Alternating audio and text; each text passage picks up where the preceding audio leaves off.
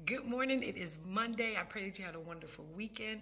We are continuing this series of stewarding the inheritance, okay?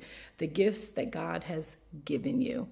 They're a blessing, and they are to help us continue to serve one another. It's not just to profit for ourselves, okay? So today's is the gift of wisdom. Out of the scripture, James 1:5, it says, if any of you lack wisdom, that means there's no respecter of persons. If any lack wisdom, you should ask God, who gives generously to all without finding fault, and it will be given to you. So God is like, listen, if you need wisdom, ask me. I got it for you. I'm not talking about the wisdom of the world. I'm talking about truth, the wisdom, right, that God has.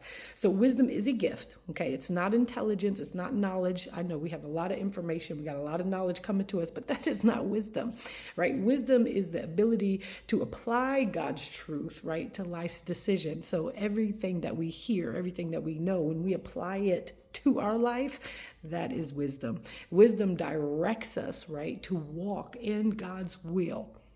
And it helps us to avoid destruction, y'all, because pride goes before destruction, a hold the spirit before a fall. So if we're going to walk in wisdom, right, then that means there's no room for pride, okay? So we know that wisdom was given to King Solomon because he wanted to lead and guide God's people, right, the right direction. Well, he prayed and God gave him wisdom. And with wisdom, it brought prosperity, it brought honor. But we also know later on, Solomon misused that wisdom by letting his heart be turned, right? The many wives that he married, they had idols, they had gods that were attached to their heart. And because of that, he opened that door, right, for the enemy to come in and turn his heart. So how do we abuse and neglect the gift of wisdom? By ignoring God's wisdom.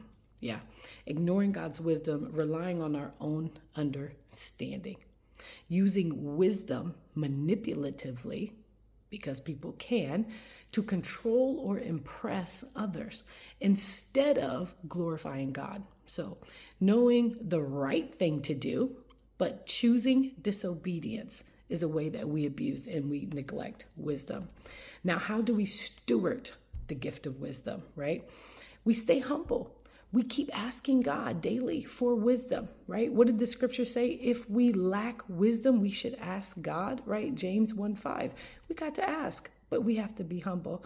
We got to apply the wisdom every day in all our decisions, right? Not just today, but every day. And not just spiritual matters, y'all.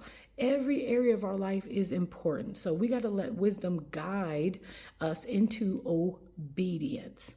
And it will also guard us from compromise. Okay, so I want to encourage you on today that wisdom is a gift, it is your inheritance, and when you ask God, He will give it freely. So don't waste it, don't twist it, and walk in it.